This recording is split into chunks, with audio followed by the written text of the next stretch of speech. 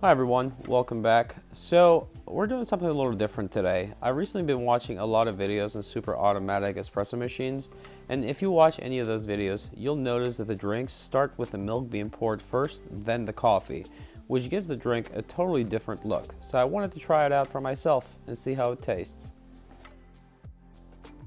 So the drink that we're making today is a cappuccino. It's going to be the same as any other drink that we make. The only difference will be that we'll pour the milk first, then the coffee.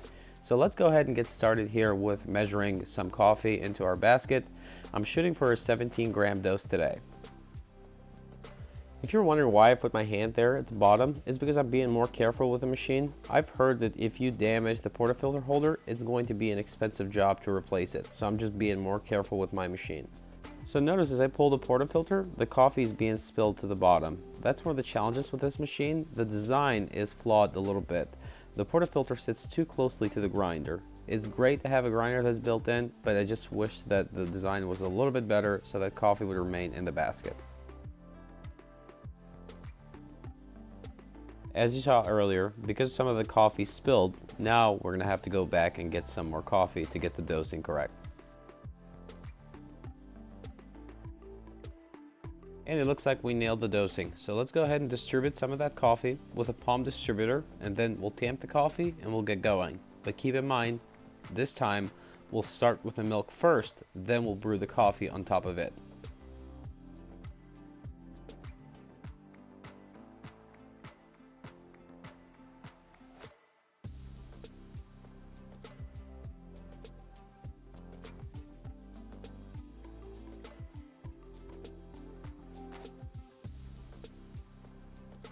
And here's a quick shot of the puck. Looks like it's a pretty good looking puck. So I'll put the portafilter into the group head and go from there.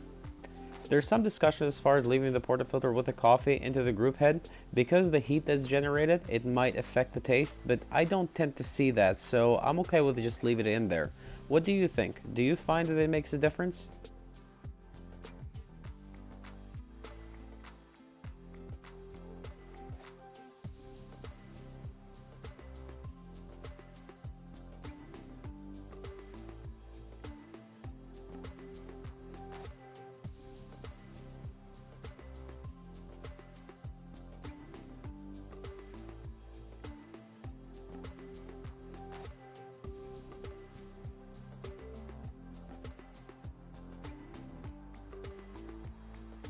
I'll go ahead and get started with steaming some whole milk. If you've seen my videos before, you know I've complained about how long it takes to steam the milk. So this one's going to take a little bit, but at least I'll try to use this time and give you some closer shots into how the milk looks during steaming. Let me know if I should make a video on steaming specifically.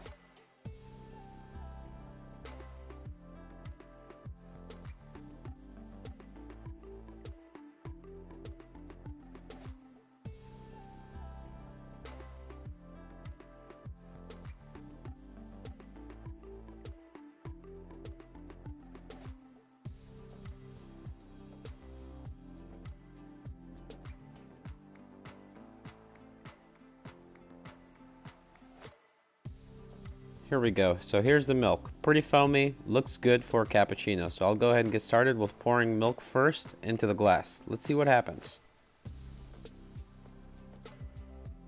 Looks pretty good and creamy. The foam looks good for the cappuccino, so we'll try it. I'm just not used to this type of drink, so we'll see what happens here. But I guess time for a new experience.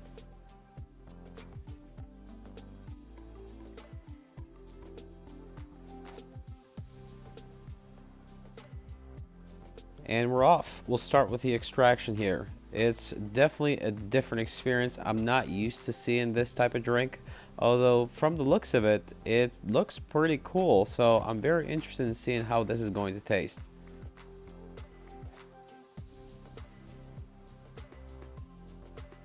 Looks like I'm gonna have to play with a grinder a little bit. That was only 17 seconds from the first drip, so not the greatest shot out there, but we'll try it.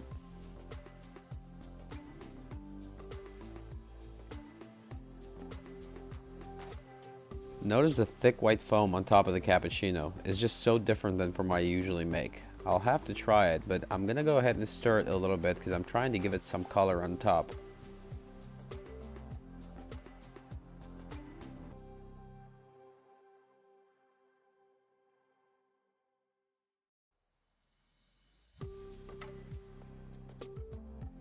Here's a final shot of the cappuccino. It looks pretty good, but when I tried it, the texture is just way different than what I'm used to. So it was great trying it, but I don't think I'm gonna make it again.